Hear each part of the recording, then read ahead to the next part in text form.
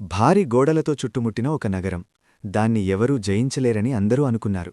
కాని దేవుడొక విచిత్రమైన ఆజ్ఞ ఇచ్చాడు. కత్తులు కాదు, యుద్ధం కాదు, కేవలం విశ్వాసంతో నడవండి. ఆ తర్వాత ఏమైంది తెలుసా?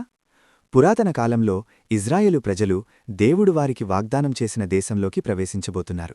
వారి ముందున్న మొదటి పెద్ద అడ్డంకి బలమైన నగరం జెరికో. ఆ నగరాన్ని చాలా ఎత్తైన మరియు బలమైన గోడలు చుట్టుముట్టాయి. ఆ గోడలు అంత బలంగా ఉండేవి కాబట్టి ఎవరూ ఆ నగరాన్ని జయించలేరని అనిపించేది. అప్పుడు దేవుడు వారి నాయకుడు జాషువాతో మాట్లాడి ఇలా చెప్పాడు: మీరు ఆ నగరాన్ని 7 రోజులపాటు చుట్టూ తిరగాలి. యాజకులు తూర్యాలు ఊదాలి, ప్రజలు నిశ్శబ్దంగా ఉండాలి. యెహోషువ దేవుని మాటను ప్రజలకు చెప్పాడు, మరియు వారు దేవునిపై విశ్వాసంతో ఆయన చెప్పినట్టు చేయడం ప్రారంభించారు. ప్రతిరోజూ వారు నగరాన్ని ఒకసారి చుట్టూ తిరిగారు. జెరికో నగరంలోని ప్రజలు గోడలపై నిలబడి వారిని చూసి నవ్వుకున్నారు. ఎందుకంటే యుద్ధం లేకుండా నగరాన్ని ఎలా జయిస్తారు అని వారు అనుకున్నారు. కాని ఇజ్రాయేలు ప్రజలు దేవుని మాటను నమ్మి ఆ విధంగానే కొనసాగించారు. 7వ రోజు వారు నగరాన్ని 7 సార్లు చుట్టూ తిరిగారు.